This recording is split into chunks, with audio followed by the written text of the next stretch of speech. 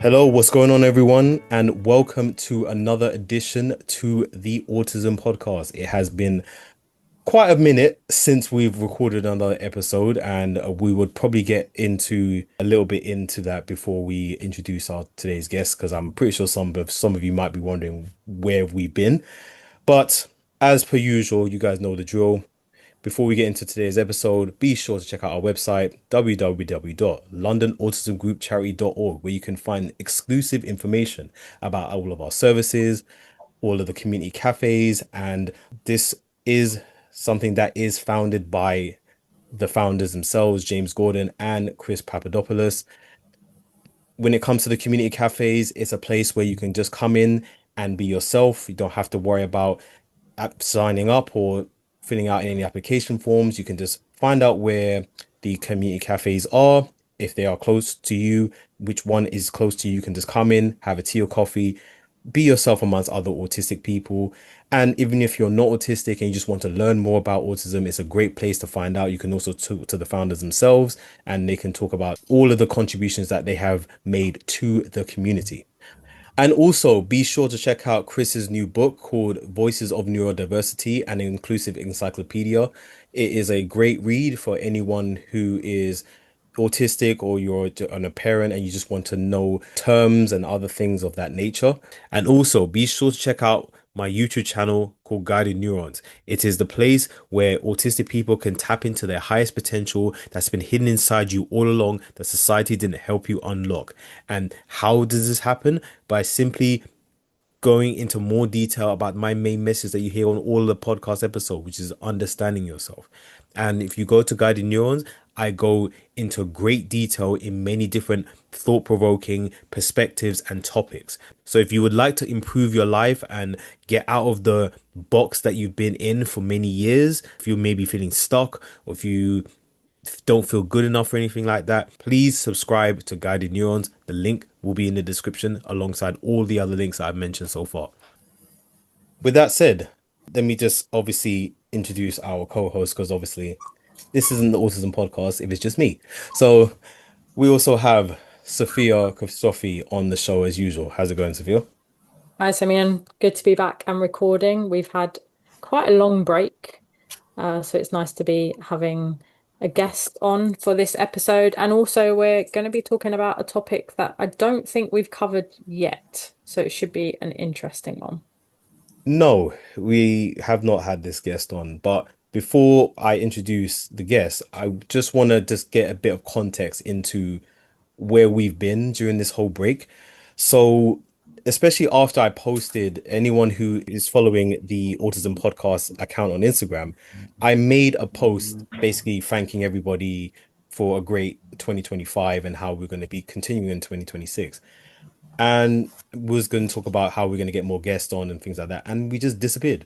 So part of that reason, I'll explain my reason. If Sophia, you can explain yours afterwards if you want as well. But my reason was shortly after that video was posted, basically a whole bunch of things happened in my life personally, and it got to a point where I was completely burnt out, and I just didn't want to do anything.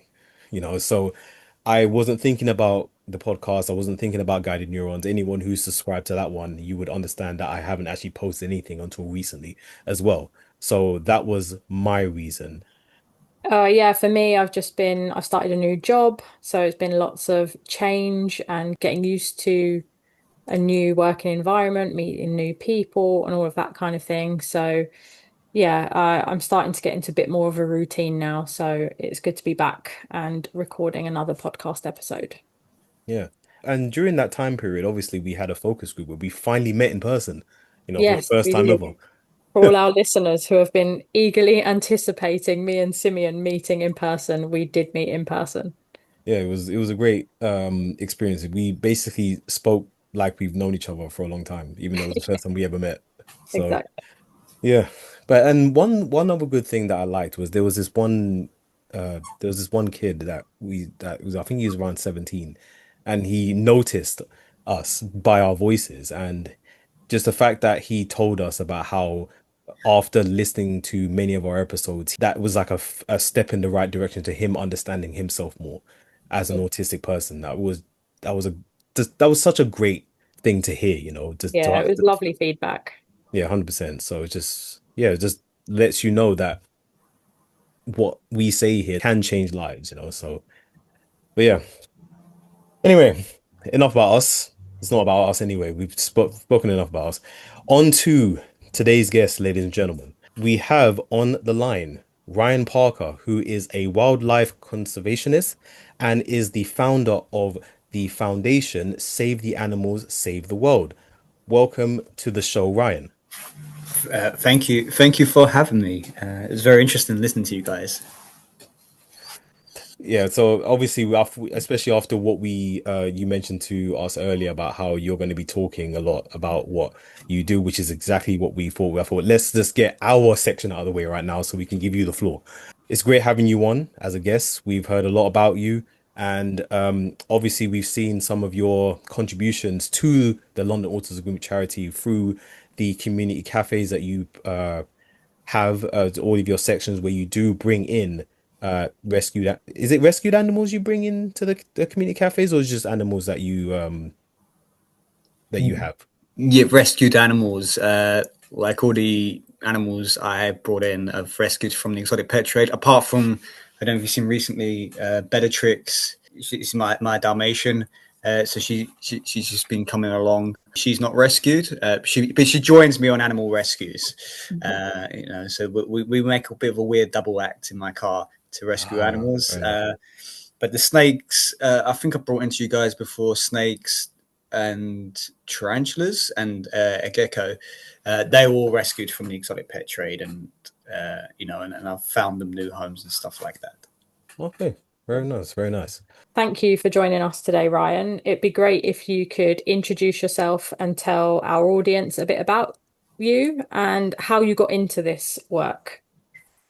Yeah, I'm a wildlife conservationist, animal behaviourist, safari guide, a wildlife presenter, and I rescue animals, which is British wildlife and exotic animals from the exotic pet trade. The work is various. It really is. I mean, I do shows, wildlife presenting, and I've led safaris and done elephant tracking, and sometimes 1 o'clock in the morning trying to catch an animal in somebody's house, or picking up snakes or turtles, or rescuing mountain lions and things like that. How I got into it, I started as a baby. Like most people, they start life as a baby. I studied wildlife as a baby. I was obsessed since I was in my earliest memories. My earliest memories is music and animals. And before I could walk and talk, I know I was obsessed with animals, and I would mimic how animals move. And I was a bit of a weird child compared to other children. I'd walk like an ostrich and walk like a crocodile and make the sounds. Now I get paid to make those animal sounds. They're good, but I don't know what it is. I can't explain it. But for some reason, the natural world, wildlife, it makes sense to me. It's really hard to explain. It's not, obviously I've had to work on my skills and my and the knowledge I've had to learn, but a lot of it for me just makes sense. It's like walking or breathing. I can just go out into the wild and I can just read it, like the way animals move. And people notice with me. If we go out in the car, I will spot things before everyone else spots it, which makes it great if you're a safari guide, because that's your job. You got to spot these things out in the middle of nowhere where you have animals camouflaged in the trees and things like that. Or you're looking for whales and dolphins and looking for small little signs. But it's the whole ecosystem. I can just read it like I'm part of it. Like one of the things I like to do, and I encourage everyone to do this. You take your hand, you kneel down and place your hand on the ground, and it's like I can feel the earth moving and breathing, and I feel like a piece of wire connected into like electrical circuit, and like every bit of the electrics is connected to make this beautiful light infrastructure. Like I feel like a light bulb on a fairy light on a Christmas tree sort of thing, where everything's all connected and you can feel the energy flowing through you and things like that. It sounds crazy, but if you get me into the wild, then it makes sense. I can just read animals, and I don't know. I seem to have some energy with animals where they just take to me, and I know a lot of animal people will say that, and this guy thinks he's Tarzan. That's one of my nicknames. But they say, "Oh, you think you're Dr. Dolittle? You're trying to be like Steve Irwin." And then when you see me with an animal in the wild, you're like, okay, now I get it. It's just something I can, like Beethoven or Mozart could just do music, and some actors can, you like Brad Pitt can just do any role or something like that, or someone can do really great art just from the start. Obviously, they have to train themselves up. It's like that with animals for me. But obviously, I had to go and study, got qualified, and then I've just been, even when I've had like different jobs, to make money and things like that, animals being the focus and using that money to help animals, just putting myself out there, doing the rescues, get myself onto doing wildlife presenting for different organizations and things like that. Yeah, so it's a lot. Yeah. It sounds like it comes so naturally to you, like you're really connected to working with animals. What does a typical day look like for you in your work? Yeah. Is there a typical day? No, it's not. It's various. I mean, with rescues, like I would really not like to do rescues for simple fact that apart from being tiring, it usually means there's an animal in stress.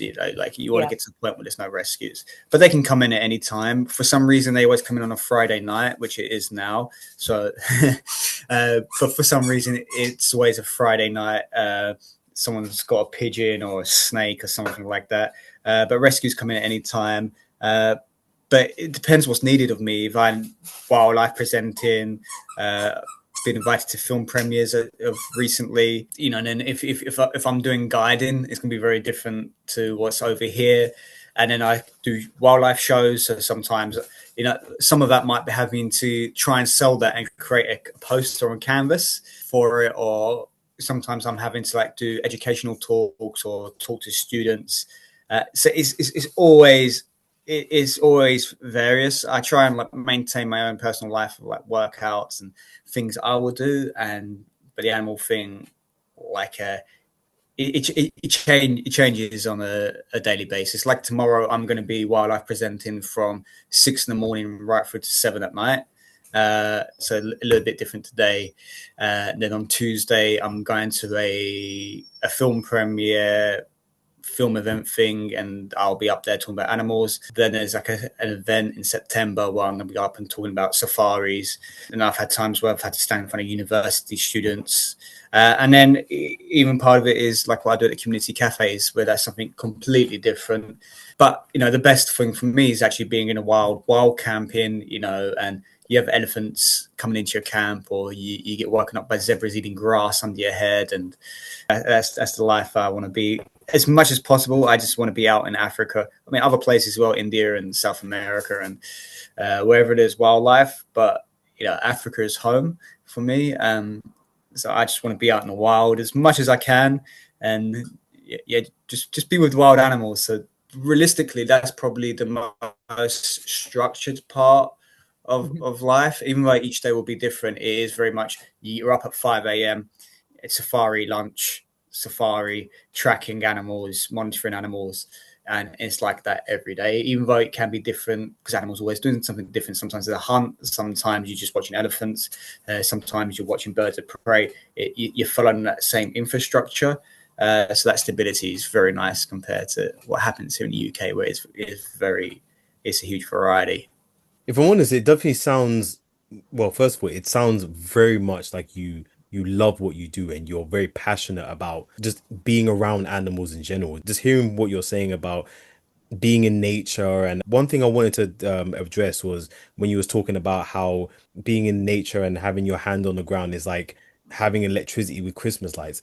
It's a similar practice to it's a spiritual practice that's called grounding, where you're basically just when you're in nature and you're just so connected to nature that literally everything in nature is just drawn to you. And because you're connected with nature, you're more grounded, you feel more at peace with yourself, and you're more present. Would you say that's a similar kind of thing that happens with you whenever you're around animals and rescuing animals and stuff like that? Yeah, I mean, with rescues, not so much because a lot of the time the rescues, sometimes it can be in nature, but most of the rescues I do is very human involved.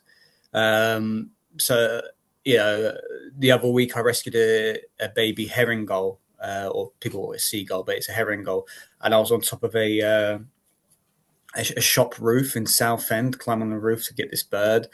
Or, I go and pick up animals from someone's house, and you're trying to carry a huge 6-foot vivarium on your back, and having to deal with people as well. Right next to me here is 2 vivariums of 2 pythons I rescued from someone's house. The lady was afraid of snakes. I don't know why she's got 2 snakes, but she was afraid of snakes. And I was wondering, actually. Yeah, it's a bit of, I thought, if you want to get over your fear, go and do something with snakes, but don't buy 2. And the annoying thing is, where she was like that, it's made these snakes, which are usually quite easy to handle, they're now strikers. So it's really hard for me to handle. So I'm having to train them to make it a bit easier. But like for me, I had to go to her house, go into the house. Her husband was using her as a human shield because he was afraid as well, and pick up these snakes. So in that instance, I'm not very connected to the nature. It's for me, it's get in as soon as possible, rescue that animal, try and give that human a bit of education, because sometimes someone says to me, I'm giving up this animal, I don't have time, and they say to me, oh, I want to get something else, and you're like, whoa, you've got time for this, you haven't got time for that. But being in nature with animals, that is when I feel connected, and I get very distracted as well. Even if I'm out on the on a motorway and someone's talking to me, my eyes are like still, it's going back into safari mode where my eyes are like a chameleon. One eye is over there, one eye is over there, and I spot, I spot like red kites or buzzards flying around, or see a kestrel, or see deer or something like that. I just spot it. I think my friends said, like, when we gone on a hike, we done this 9-hour hike, and we spotted everything. And I said to him, you know what? There's ponies here, wild ponies. I'd love to see ponies. And 30 seconds later, I spot a herd of wild ponies. And he says, I don't know what it is. You something with animals. He says, like, you can't switch off. You can't switch off. I can see you constantly just looking everywhere, and you notice everything. But he says the animals just come out for you. And I had the same thing in South Africa last year. I was guiding with students, and it was like my first day working with this company. And the students, they go to bed early, but for some reason English people can't deal with long hours out on safari. So most people by 7:30, 8 o'clock are in bed. So me and the other guys, we had a beer and we got in a safari truck. Drinking driving is bad, but this is different. But we jump in the safari truck. 20 seconds in, porcupines run across the road. Then we see spring hares. Then we saw klipspringer, which is a species of antelope. And all these animals are very shy. And the other guys, like the boss, came the next day, and the other guy said, man, we have to get Ryan back. He says, I don't know what's happened, but every animal just came out. When he's around, animals are just coming out. And he's like, wow. Maybe they have like a mobile phone network where they're calling up, hey, that English guy is here. Let's get out and put on a bit of a show. And it's like, I don't know what it is, because I'm good at spotting animals, which are camouflage. So, most things what people will drive past, they won't see, I'll spot and I'll stop the truck for it. But these animals are just running out in front of our truck, and it's allowed me to have amazing moments with animals. Like I had a really beautiful moment with a orca, the killer whale. You're in the Arctic, you're on these like rib boats going over 3-meter waves, very dangerous. You got to ride it like a horse, otherwise you break your back. But it's really cold, obviously, and it takes a lot of energy getting out the ribs. So after about 2 dives, everyone else wants to stay in the boat, and I'm like, no, man, I want to get back in the water. Like, I don't want to leave. I want to stay there. And I'm in the water, and there's this female playing on the boat, and it's just me and another guide in the water, and she just comes up to me, and she's about 3 feet away from me, just interacts. She was just interested about me as I was her. I think a major fact of that is there wasn't a lot of people in the water at the same time, which helps. But she was just very much into me, and I've had many instances like that. With sharks, I dove with a sand tiger shark, beautiful. Her name was Betty. She's like 11.5 feet long sand tiger shark. And I was with my dive master, and I was just on my knees. And when we got out, the guy said to me, like, wow, you're the luckiest man alive. I was like, why? And he says, that's the closest she's ever got to a human. I know for most people, a shark being that close to someone, they're like, oh no. But for me, it's like so exciting. But the when she swam past me and she had this huge body, but this little eye, and she's just looking at me and she's just curious about me as I'm about her. Those little moments, yeah, I don't know what it is, maybe being present in that moment or the energy I put out. Like, I think animals do feed off energy, not in a way like people feed it, but we submit hormones, like when we're happy, we're hungry, we're angry, we have fear, and animals are able to smell that, and us humans can do that as well. We've just switched off from that in our modern society. But so I think animals do pick up on that, but I'm not a threat, but I am calm. I have had one animal want to eat me once, but that was it. You want to share that story? What animal was it? What happened? Yeah, it was actually in captivity. It was I had a meeting in this. I'm not going to name them because they just in the news recently. A really sad thing what happened involving crocodiles. But I was invited up there to go there, and they showed me around with this zookeeper. And they showed me the bears and the cats and stuff. And it's another animal person, so we're both. You imagine me talking like this, but a woman now, the same energy going off. Yeah, we never shut up. And so she obviously takes me behind the scenes, and we go down to we're in a massive greenhouse where the crocodiles are. And we go into one enclosure on like a little jetty just over the water. And she's talking to me about the crocodiles. And I just clocked this 15-foot Nile crocodile. And he just swam up. And I was looking at him, and if he could lick his lips, he would have licked his lips. It was the first time I looked at an animal and, you want to eat me? Like, I know it, which is fine because we are meat and bones and organs and stuff like that. We are food for animals. We're part of the food chain. Crocodiles have been hunting us for millions of years. These animals have been around since the time before the dinosaurs evolving. So it's completely fine. But it's the one time, when an animal intentionally wants to hurt me, not in a malice, cruel way, but it's just part of the food chain. He was checking me out, just look, and there's like that. He, if I was in that water, I would have been eaten. It was the only time. But other animals, I've never felt that at all. But the crocodile would definitely want to eat me. If I'm honest with you, I'm just listening to this and I'm just wondering, like, obviously a lot of these animals that you have mentioned, tiger sharks, crocodiles, tarantulas, these are all like animals that for most people, including myself, are absolutely terrified of. But it seems like you just seem just so natural when it comes to approaching these animals, and they seem to just pick up off your energy and not want to, they want to come close to you. I mean, like you mentioned earlier about the story where you were at the safari where there was all the animals were shy, and ever since you turned up they were more open to be around humans. And it really just makes me wonder how do you have this kind of natural presence that just makes you such a magnet towards all of these animals, and they don't see you as a threat or anything like that. I really am curious about how you is this like a natural ability? Did you train yourself to be like this? I really would love to know. I'll be honest, I don't know. Like it's something what mystifies me as well. I just seem to, I don't know what it is. Very rarely is an animal doesn't like me. The only cases is a few dogs, and it's maybe if I'm wearing sunglasses or something like that, or I've come up on a level, approached it the wrong way. I mean, it's always my fault. Like, but I don't know what it is. Like, I've been working. I'm working with a great company at the moment that's wildlife presenting, and we work with with various different animals like meerkats, tarantulas, and you have to get to know your animal and bond with your animal. And the meerkat I'm working with now, she likes me, but the first time I met, my boss said like, come and meet her, and it was a really sunny day, and she just growled at me like meerkats are very dangerous, and she's like that at me. And I was like, oh, this never happens to me before. Like, never happens. Animals never really approach that. And I just thought maybe it's my sunglasses because I had like aviators on, and they're like the mirrored and something like that. And I wonder if that what it is. I forgot. You wear sunglasses for a whole day, you forget you're wearing them, and animals like to look in your eyes. So the following week, I said, let's try it again. and we bonded. Like, there are parts of it. I have a cockatiel who I rescued. His name's Elvis, and he sits on my shoulder. He flies to me.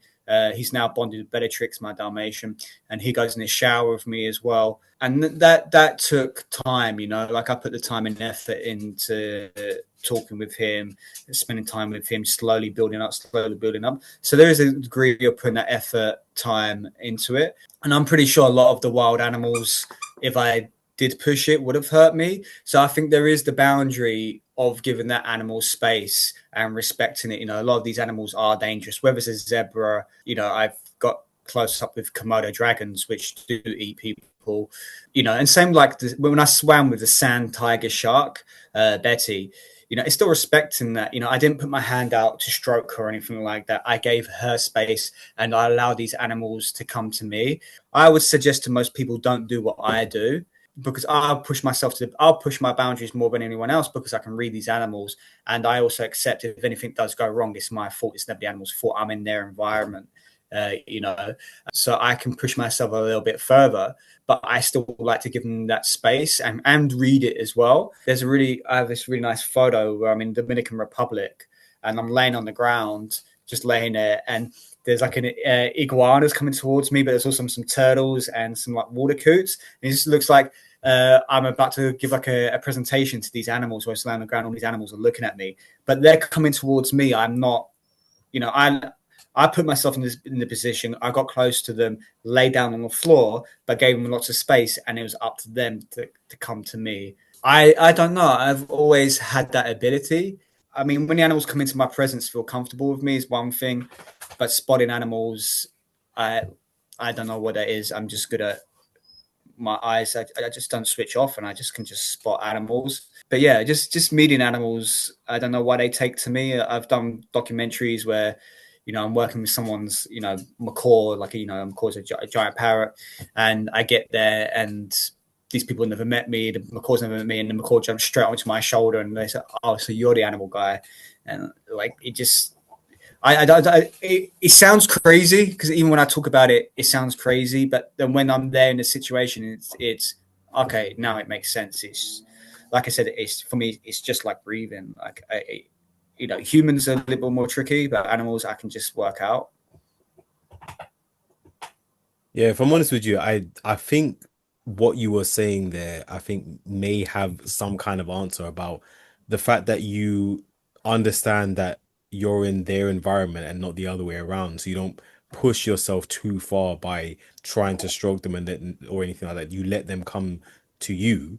So maybe they might pick that up, like, because obviously they're most animals are very instinctual creatures, so maybe they pick up your intentions and think, oh, maybe this guy isn't trying to take us down or something. So would you say something like that or anything? Yeah, I would say so. Animals are very intuitive, and like I said, they are picking up on our hormones and things like that. They, if you think of fear, a lot of people fear a lot of animals, and animals pick up on fear as well. And especially if it's like a prey species, animals will smell that. So there was a scientific test of people, like, you're more likely to be, if you watch a horror movie and you watch it in a cinema, you're more likely to be afraid in a cinema than you are watching it at home alone or with someone else. Because in a cinema, you maybe got, like, I don't know how many, like 200 people, 500 people in a cinema.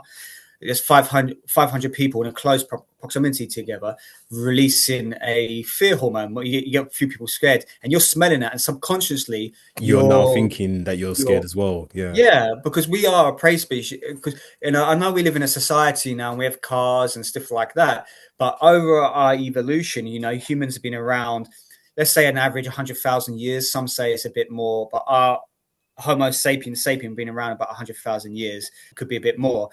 For 7,000 years, we've had civilization of some sort, where we've lived, we started farming, things like that. And even then, it was a bit more dangerous. And it's over the last, few thousand years, we've lived in this safe society where we're no longer being hunted by lions, or we're no longer being hunted by crocodiles. I mean, these things can sometimes happen. But our natural instincts as a species is still there. We've just shut off from it. So some of the things we do, we just don't understand it no more. So we are still a prey species. This thing, if we was out in the wild 50,000 years ago, we would have picked up on other animals, like impala being afraid because leopards are approaching, and we would have smelt that as well. We would have made calls to each other, but the fear gets into us quicker, which is a survival instinct. So we know how to run away or fight. So we still have that now. But also, when you're happy, there is smiling's contagious and things like that. All these things we're able to, like human language, the first word it's like 50,000 years old. So, and languages and speaking things, it wasn't what it was today. So we talk through body posture, body language, smell, and these are the things that animals pick up on as well. They communicate through that way, and it's interspecies as well. Other species will pick up on those things. If you want a shark to get close to you, you can talk to sharks. If you start swimming away from a shark, the shark will follow you. If you turn to face the shark, it may not. And then if you make yourself look bigger, or you make yourself look smaller. So there's things like that as well, and it works with dogs, it works with cats. So I think I have that where I'm in the wild. I think I accept very much I am part of that ecosystem when I'm in the wild, and animals pick up on that, where a lot of people don't. A lot of people still maintain we're human, we're very, very separate. I'm like, no, we've created a separate world for ourselves, but we are still part of that natural order. The other time I say it's different is if it is with captive animals, where captive animals, that they're still wild animals, but they've had human interference bred onto them, things like that. They might have like mental issues, traumas, and pick up on those things as well. So that becomes a little bit different. When I have to handle captive animals, I'm very confident, but some animals, you don't want to hurt. So you become a little bit more wary when working sometimes with a bit more captive animals, and I'm having then to go off the person who is the main handler, or who knows that animal more, because every animal has its character. So I'm having to pay more attention to them. When I'm doing a rescue, it's basically going straight away, and it's not trying to make friends with that animal. Sometimes I'm trying to calm the animal down, but it's about keeping that animal safe, especially if it's injured and things like that. But yeah, I'm usually like no problems at all. I've had seagulls, foxes in my arms, iguanas, sheep, everything like that. But yeah, it is definitely about respecting. It is about respecting that animal and having that calm energy. Respecting the animal's boundaries as well. Yeah. You mentioned earlier about having to provide education to people. What are some of the most frustrating things that you have to sort of try and educate people on around animals and wildlife? What are the sort of common themes? I think that people think they set themselves above animals, and I think that is it. And the ignorance of people, but also arrogance. Like a lot of people still see animals, they're here to serve us, they're here for like entertainment. And they're living things. And for me, every life is valuable. If you're a human, I will try and help you, but I will try and help like a pigeon. I will try and help a snail. And I say to people, there's just as much merit as moving a snail out of a cycle path as there is to removing a snare from a leopard's neck. Like for me, a leopard's life is as equal as a snail, and that's just as equal as a human. And getting that through to people, when I rescue, people get more excited over certain animals, when they see me with Komodo dragons or they see me with elephants, like, oh, that's really, really cool. But when they see me rescuing a pigeon, you get some people who are like, and then other people are like, oh, why are you rescuing pigeons for? Like the flight, the vermin, or, just people put in giving different value to animals' lives and letting people know that they are connected to it. I think that's the thing. And especially when it comes to captive animals in the exotic pet trade, I find very frustrating where, people say they love animals, but I don't think it's like a genuine love. I think it's the same way a watch collector, like you get somebody who collects watches, then you get somebody who'll buy a Rolex because it's a Rolex, it's the main Rolex. They've gone and got that. They don't understand how the watch works, the clogs and stuff like that, where you get like a watch collector who will be like, oh, I want to take this apart and look at all the different clogs. I'm collecting it because I like watches. So I think there's a lot of people who will go, oh, I want this snake because it's cool. Or I want a lion because it's cool. But they have no idea about it. They don't understand why that animal acts in that way. And it's just, and for them, it's like a status thing, or, it's about, so for me, it's the same as somebody just going out and buy a Range Rover because Range Rovers are popular at the moment, rather than they've gone out and bought a Range Rover because, they live on a farm. So I think it's that human mentality of this, we've set ourselves apart from nature. So that's the frustrating thing, especially when it comes to rescues and people, oh, why are you rescuing a pigeon for? It's just a pigeon. Or why are you rescuing this? So how many times, when I release content of my rescues, how many people say, oh, you should just let the seagull die, or you get horrible comments, oh, I'll just punch the seagull, or they're horrible animals. And that's what frustrates me, is the cruelty of humanity. A lot of neurodivergent people report having a strong connection to animals, wildlife. How did you get into working with the neurodivergent community? I mean, I advertise on social media to do talks.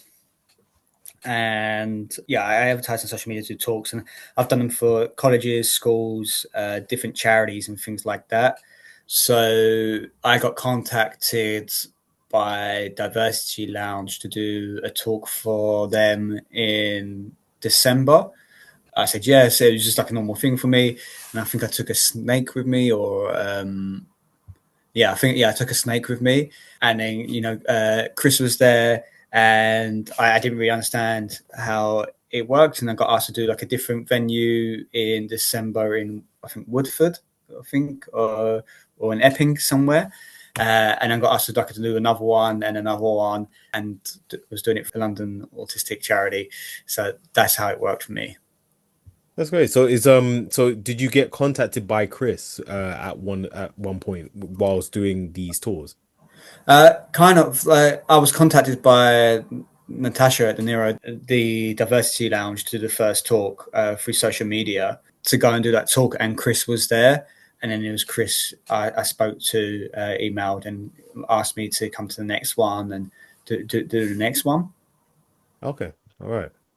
And ever since then, have you been regularly visiting the community cafes and speaking with other neurodivergents when doing these kind of talks, and bringing these rescue animals to the community cafes and stuff like that? Yeah, pretty much. Usually, because each cafe is different and has different crowds and different sizes. So when I used to bring the animals, I'd often be introduced or introduce myself, and I'll stand up the front and bring out the animal, or even before I bring out the animal, I'd talk about the animals, talk about the rescues and what I was doing and things like that. Then I'd bring the animals around to show the people. Not every animal I could do that. I was a tarantula. I didn't do that. So I'd bring people up and things like that one at a time. And then when I've gone down with like just me and Bellatrix, it's been like a little bit more personal, where I've sat down with everyone and people just want to cuddle Bellatrix, and I just let her run around and people have cuddles and things like that with Bellatrix or play with her. So that was a little bit different to when I was bringing in rescued snakes and geckos and things like that. I think that was much more of a presenting, which I'm more used to. With Bellatrix, so it's a bit more calmer and personal. Okay, and then another question I wanted to ask is, obviously, because you do bring quite a lot of exotic animals, so I know there will be some people, especially in the neurodivergent community, that would be scared of these types of animals like snakes or spiders, or that's tarantulas and stuff like that. How do you deal with people that have those intense fears? At the groups, I haven't had anybody who's been intensely afraid of anything as of yet. I mean, there's some people who have been a bit more, like if I bring the animal around, they shake their head at me, like they don't want to. But most are just generally curious and want to have a look. Obviously, I need to keep the animal safe as well, so I don't want to put an animal close to someone and they swat it away or something like that. And it's also about keeping them safe as well.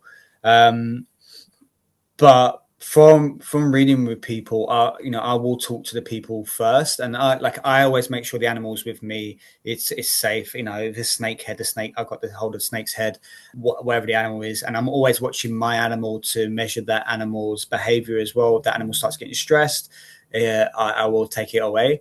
But I will talk to the people and I say, if you don't want to have a if you don't want to hold or anything like that close, do you want me to bring it a little bit closer to you? Or I've got the hold of the animal here. Would you like to have a little stroke? And just be a bit more relaxed. I will kneel down to that person, come down to that person's point of view.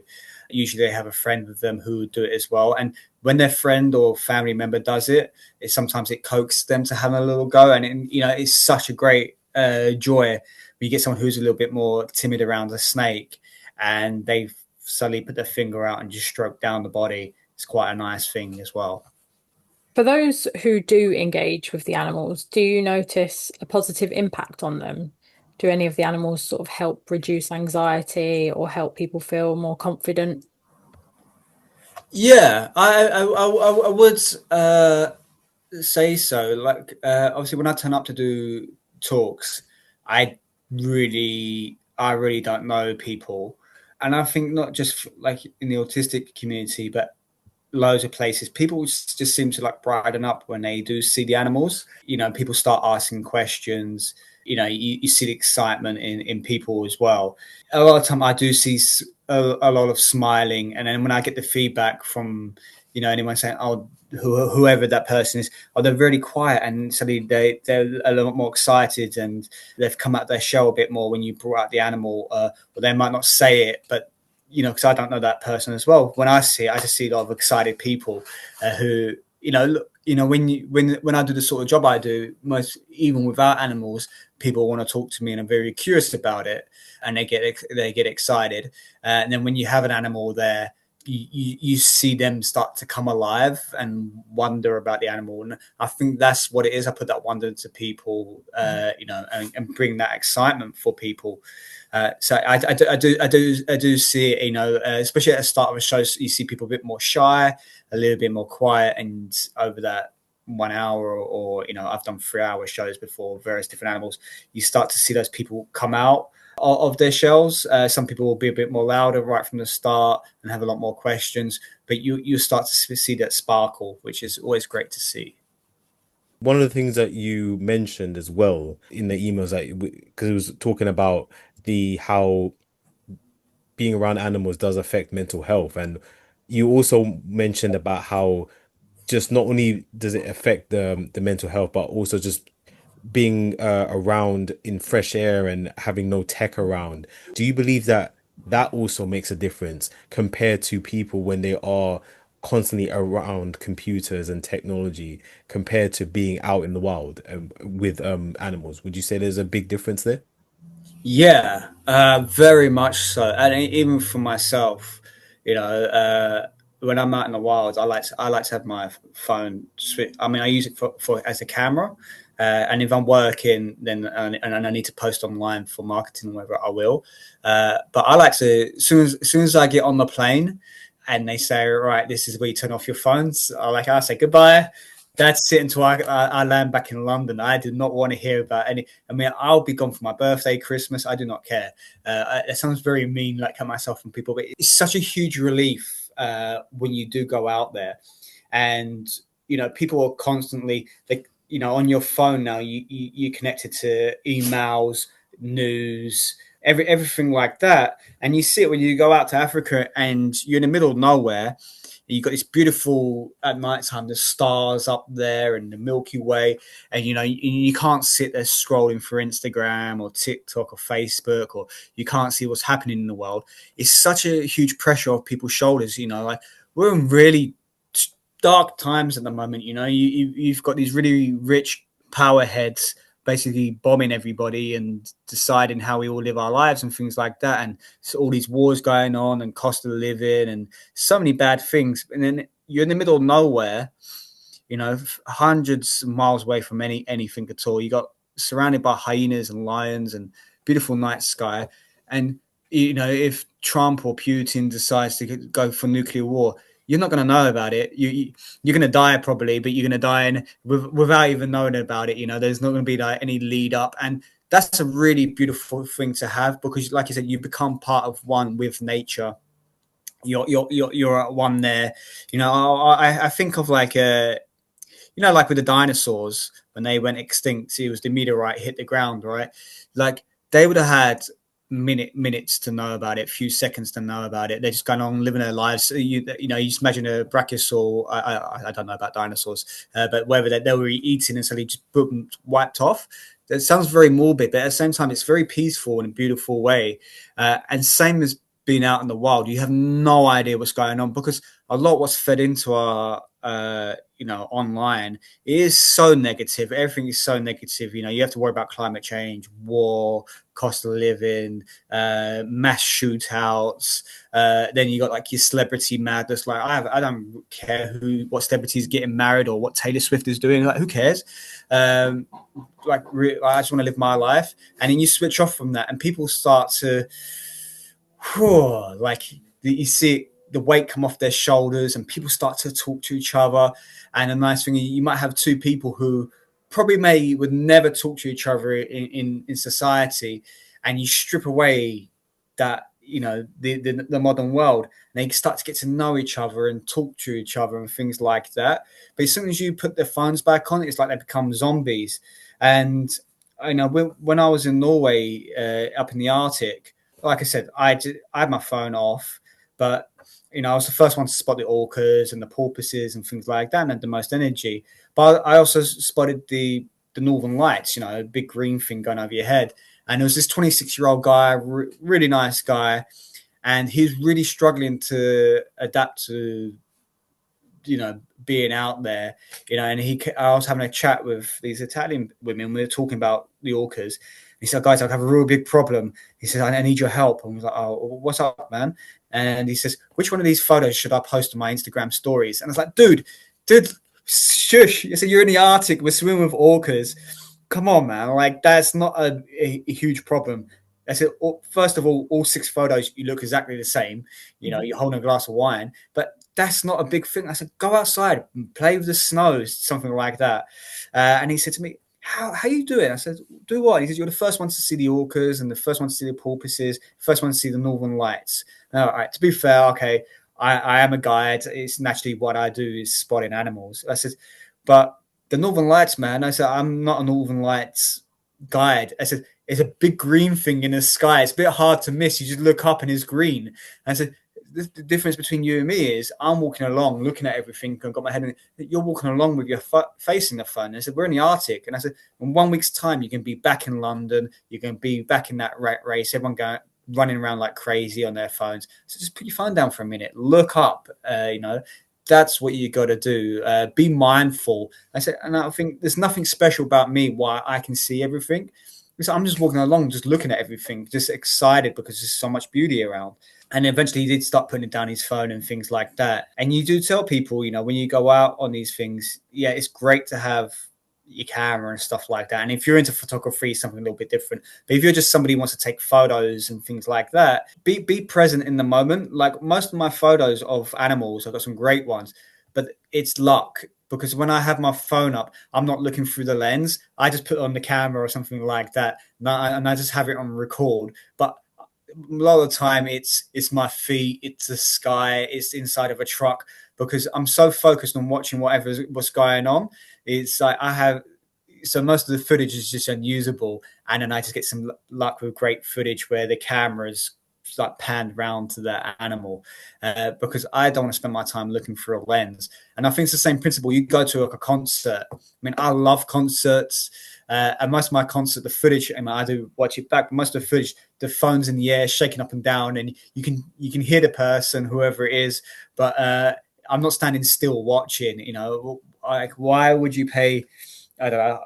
concert's expensive now, but £100 plus to go and see Robbie Williams or Elton John or Lewis Capaldi, whoever, and watch 3 hours through a screen. You might as well just watch it on YouTube. I want to be present in that moment, and I think it's very much like that in the wild. You take away the people's funds, they start to be free and start to relax and enjoy themselves, and you see their true character come out. And it's nice when you get couples who, you have the stresses of life, of bills and getting to work and everything else going on, and then you take that away from the couples and they start to reconnect and fall in love again and stuff like that. So that's nice stuff as well. Yeah, I think that's such a great message about being present. And I think technology was, supposed to help us be more connected. And in some ways it has, but it's also made people very disconnected from everything around them. Oh yeah, 100%. Yeah. Like, if I'm honest with you, everything you said there, Ryan, is, man, I could not agree with you more, especially about always on social media and news and everything like that. I mean, I'm like you as well. I don't watch the news. I don't pay attention to the news because the exact same thing. I've said this multiple times for years about how, especially when you watch the news all the time, literally 90 to 95% of the time, it's always doom and gloom stuff. And it's literally just the same stuff over and over and over again. If you're constantly watching the news all the time, because, like, for example, my parents, or my mum especially, she always watches the news. And I'm thinking, you're literally just watching the same old thing. And then afterwards, they're always grouchy. They're always like, miserable and stuff. And they're also on their phones a lot. And then you wonder why you're always miserable. Because I will say this right now. When, like, last year, I started to become more connected with nature as well. Not on your level, nowhere near your level, but but like, I would just basically be out in a park somewhere and go into a more of a space where there's not many people around, and just look around and stuff. And it's such a peaceful feeling, because especially because I'm the type of person who just likes peace and quiet.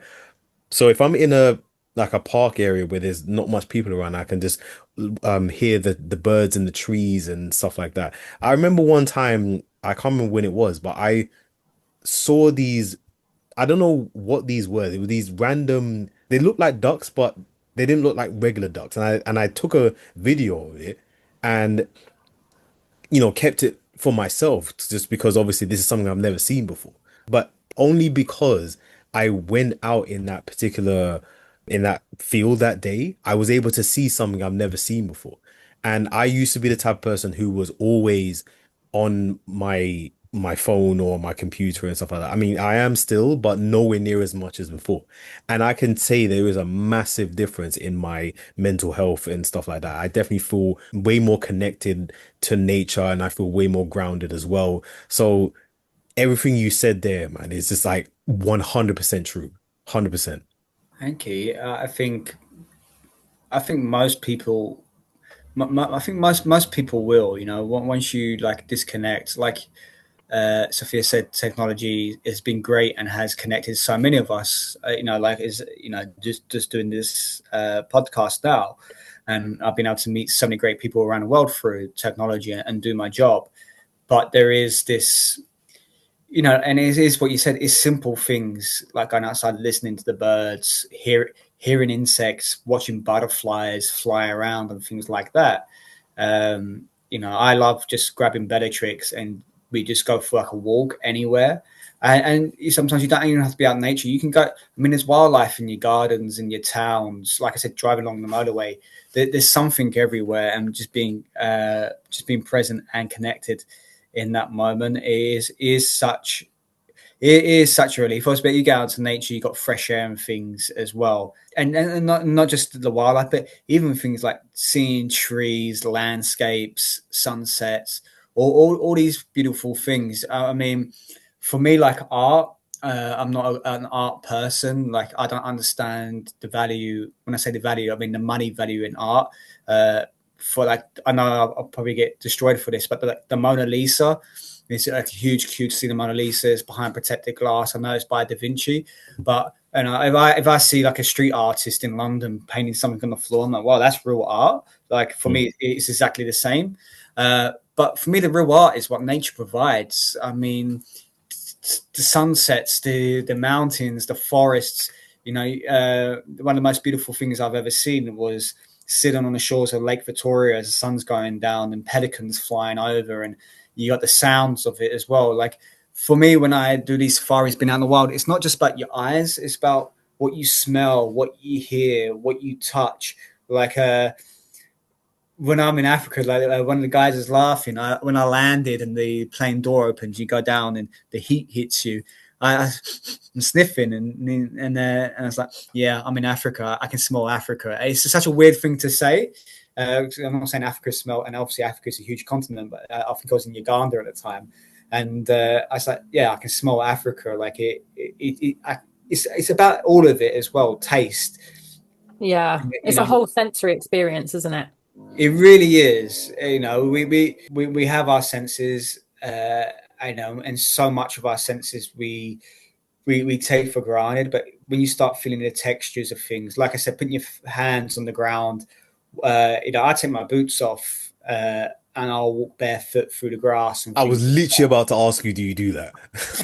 I was literally about to ask you to do that, but yeah, continue. Sorry. Yeah, go for it, man. Like it feels great, but whether it's sand on the beach or grass or dirt, I love it. And I love getting dirty and sweaty, feeling like dust in my stubble and things like that. And I know for a woman it'd be different because they don't have stubble, but the wind in your hair, just the wind, like when your hair gets a bit longer and it's flowing through your fringe and things like that.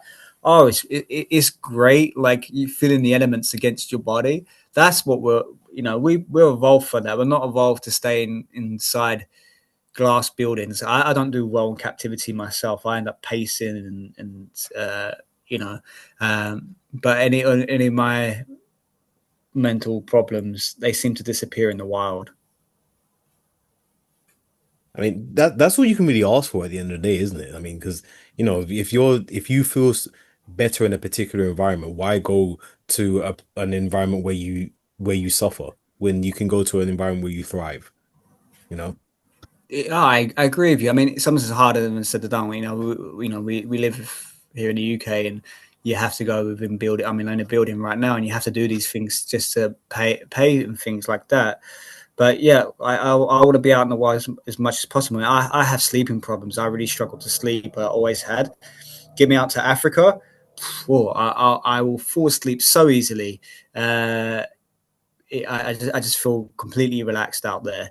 And it's not just me who's seen it. I've met someone else. I mean, she's a lecturer and she loved wildlife as well. And she said her sleep is she slept best in Africa. I think she had hyperinsomnia, which was caused by her Tourette's, and so she used to fall asleep during the day and things like that. And when we went out to Africa, she said she was sleeping right through and wasn't sleepy through the day. And it was just really great to see, because it wasn't just me. It wasn't just me saying, "Oh, it's just me who can only sleep in Africa." Being out in the wild, it does do something to you. It's the best therapy. Like I've had 2 great therapists worked really hard on me to help me. Like really, really, really helped and things like for me to understand. But there was no comparison to me just being out in the wild. There's just no comparison. That's why I feel completely free and I'm true to who I am when I'm out in the wild. And it's not something special about me. I think that happens to a lot of people. 100%. And one thing, like I mentioned earlier about where I was going to ask you about if you take your shoes off and stuff. Well, like I said earlier, a lot of the things you've been saying is very spiritual, and it's definitely, it's great to hear that, especially just hearing how passionate you are about it. It's just so heartwarming hearing your stories and hearing what you've achieved. And this is definitely something that I'm really hoping that people listening can take note of when it comes to going for what you achieve, because this is an example here of what happens when you do that. Yeah, I think whether you see it from a spiritual point of view, a natural point of view, it works. And we weren't evolved to have boots and shoes on our feet. I like to have my toes like spread out and walk like how we naturally meant to walk. and when you see the tribes around the world who do live a bit more like how we used to, like Mm. they're always barefoot as well. I mean, sometimes I don't really want to walk on the street. There's grass and dirt uh, and especially in the heat as well. Tarmac warms up so much, Oh yeah. it burns your feet. But walking on grass and it's not. And the nice thing is, it's not level as well. That's the thing to remember. It's not flat. It's not a football pitch. You got bits of hills and bumps and holes and stuff like that. I think it's very good. We're built for walking on our feet. Yeah, and just talking about what you mean about the how the ground is not level and everything, that just shows the imperfections of nature as well. Not everything is perfectly laid out. There's always bumps and other things, which is that's the part of nature. That's the beauty of nature, that it's imperfect, just like how we're imperfect. Yeah, I would like to say that the imperfections make the perfection. Exactly. Yeah, that's what I was meant to say. Yeah, you said it, Bell. It's not a computer game where things just set out. I mean, I don't play computer games, but it's not a computer game where it's or movie where it's set out. It's completely real. It's been such a refreshing conversation, and all your experiences sound so incredible as well. Just out of interest, do you have a favorite place that you visited? Yeah, I mean, I love everywhere I go, and everything's beautiful. But East Africa, Masai Mara, the Serengeti, for me, it feels like home for me. That I've never really belonged. I never felt like I belonged anywhere. But out in East Africa, when I'm there, it's like I'm home. Even the first time I went into the Rift Valley, and I never had that feeling. I got there and I went, oh, this is where I belong. I'm home. I just felt, I've tried to convince the Tanzanian and Kenyan government because that ecosystem habitat's all connected. You have an invisible line going through it called a border, but it's one ecosystem. But the plains of the Masai Mara and the Serengeti, I've tried to convince them to can you just let me go and live there? Like I will sell everything here in the UK, my beautiful vinyl collection.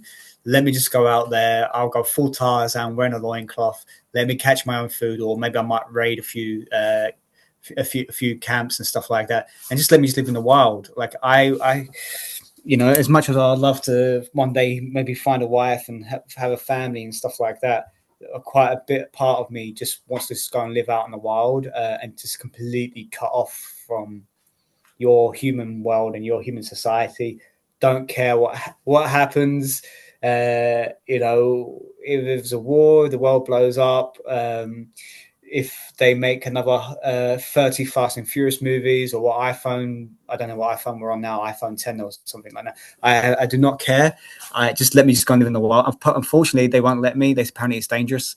You'll see on BBC News, crazy British man dies 1 week after living in the wild. But I think I'll be all right. But that place for me, yeah, that's where I feel most free, is out in East Africa. Yeah, that's so nice to hear. That's really great. Everyone needs somewhere that feels like home. Yeah, I agree. I'll do anything right now. So if anyone's listening who's got a bunch of money who wants a safari guide, please hire me. I will take you to East Africa.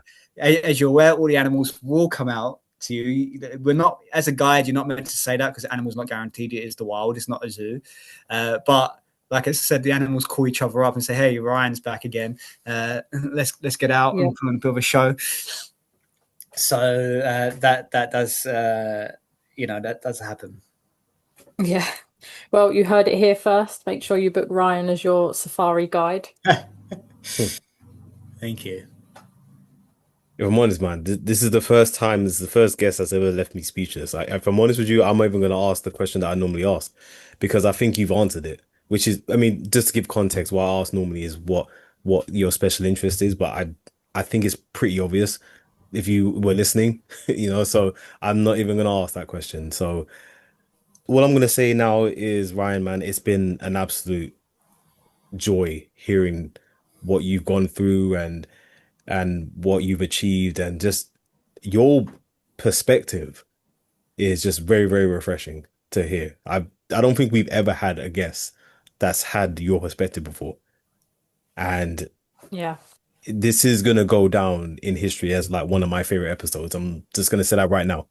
Thank you. I feel honored. I'm happy to come back and talk at any time because there's so much in terms of mental health where nature and animals they do really do help. So All right. Yeah. Thank you very much, Ryan, for being on the show today. It's been an absolute delight. And Yeah. guys, all I'm gonna say is take notes. Just take notes. Please listen to what Ryan has said here. This is no joke. It's something. This is a person who knows what he wants and knows what he wants to do. You clearly heard it. We normally I'm the person that likes to talk and give my thoughts. I'm not doing that because there's no need in this episode. So yeah, just take notes and do what you love, man. Just do it. Don't be scared. Just Yeah. do it. yeah, you only live once. Go for it. You know, don't be afraid. Like or be respectful and things like that. But like try new food, listen to new music. Like be open. Don't let society tell you. You know, one of the things I find with people, you know, you saw my vinyl collection. I've got 300 vinyls. I have everything. I listen to classical music. I'm a huge Queen fan.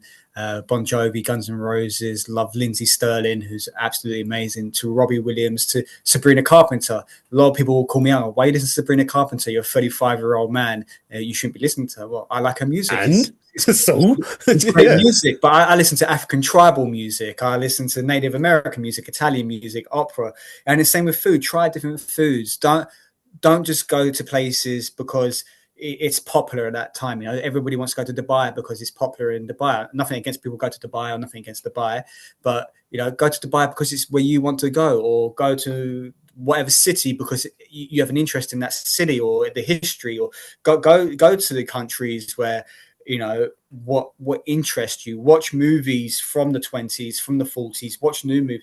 Like don't be afraid to experiment and enjoy new things because that's how you live and enjoy yourselves. Because you're not going to enjoy everything.